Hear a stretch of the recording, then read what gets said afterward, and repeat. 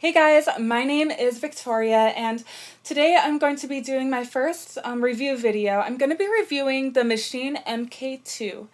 And a little bit about myself: I am a graduate of the Conservatory of Recording Arts and Sciences. I am a musician. I sing and I play piano and I produce electronic music.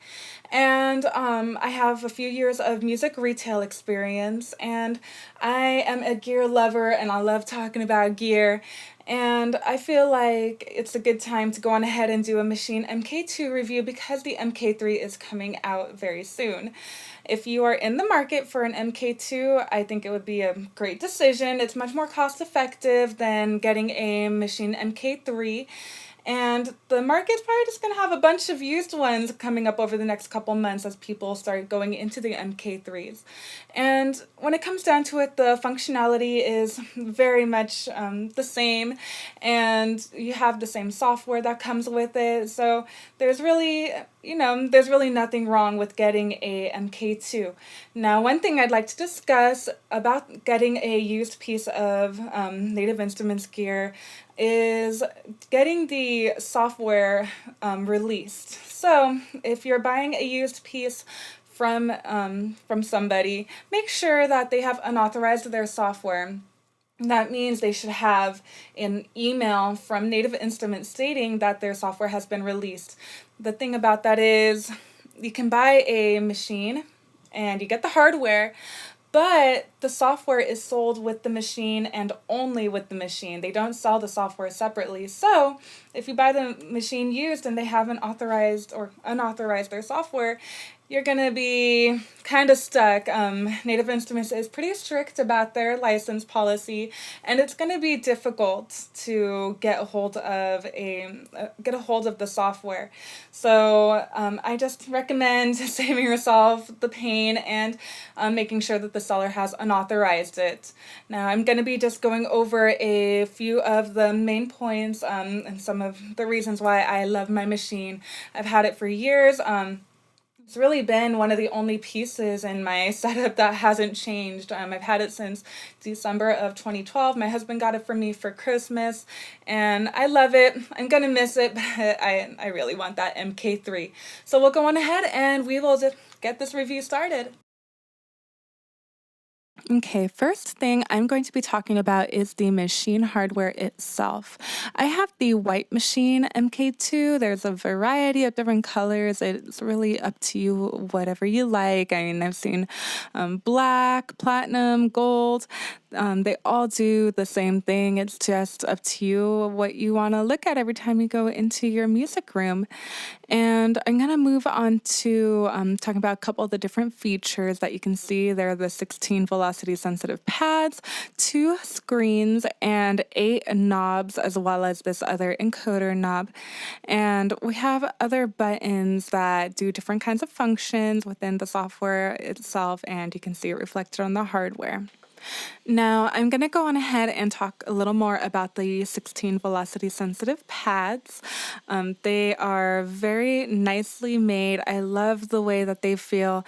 They're on the squishier side of things, which I like. It feels like they're hugging your finger a bit, and it feels like you can be a little more immersive in them. I like that you can feel like you have more expression within them. Some people like harder, bouncier pads, and that's a personal preference. I just myself like them a little squishier. Now they're very responsive. I'm going to go on ahead and play you a trill so you can hear how good it catches.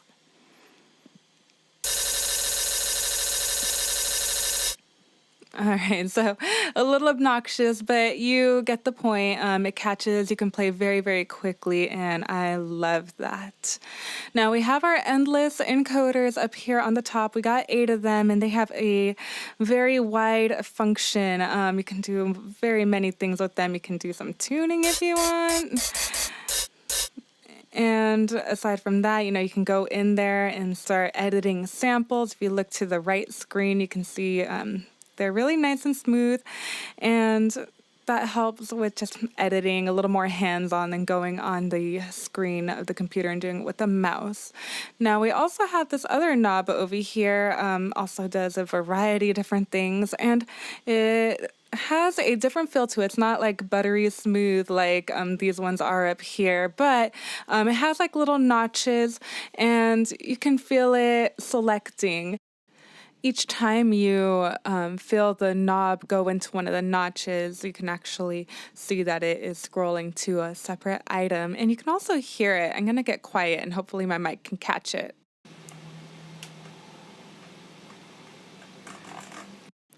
And there you have it. I apologize for any room noise that you may have heard. I just wanted to amplify it as much as I could. I didn't properly have the mic placed. Now I'm going to go on ahead and just select a sample so you can kind of see it in action, because on top of that, with this encoder, you can actually push down to select things, so it is nice. And I'm going to go on ahead and just pick another drum sample. I'm just going to replace my hi-hat with another hi-hat. And there you go, a couple different ones. And there's the one I liked, and now it is selected. I pushed down on it. Now, I'm not going to go into too much detail about browsing and selecting and all of that. It's not a tutorial, just a review, and that would just be a very long conversation, which I'd love to have, but not right now. So here we have our groups. I don't have anything in them really right now. But you can see here, though, we have RGB backlit pads, so you can make the pads essentially whatever color you want. And you can make your, kicks one color, your snares another. So it's another way of organizing. It's not just to look pretty, although that is, it is nice for stuff to have color in the background. It feels a little bit more modern, and though that's not important, it kind of is. So we're going to go on ahead and move over to the software now. Show you the interface here. I use Maschine as a plugin within Ableton. You can, of course, use it standalone if you'd like. The standalone looks exactly like the window that I'm wiggling around here. It's identical to that, so it's whatever you want. I just prefer to use it as an instrument because I have a bunch of other software instruments I like to utilize when making a song. So you have access to everything that you would within the hardware on the software. And I honestly prefer to browse within the software for different sounds. It's just so much easier. Everything is laid out right there as opposed to just a couple things. And here you have a mix view, which is handy, so you can control your levels within the plugin. And you have access to the effects that are on each sound. So you can, adjust your compressors, you can put reverb, EQ right within the plugin. And what I love about the samples that come with Maschine are the quality of them. They are high quality samples. You don't really have to do too much to them for them to fit well into your mix. So that's just amazing. And there are so many of them that come with Maschine. And then they're always releasing expansion packs.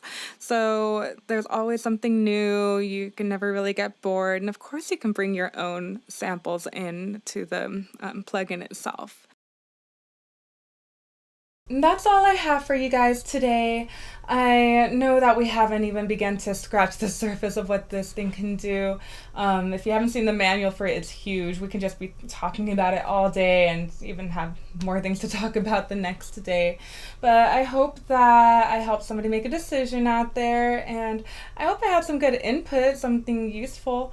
And if you have any questions, feel free to message me, and I'd be happy to try and help you out. I know we didn't really get to talk too much about the sounds on the Maschine, so I just made a really simple beat as a outro to this video. And if you like this video, please give it a thumbs up and go on ahead and subscribe. There's going to be plenty more like it coming your way. So thanks again for watching. Bye.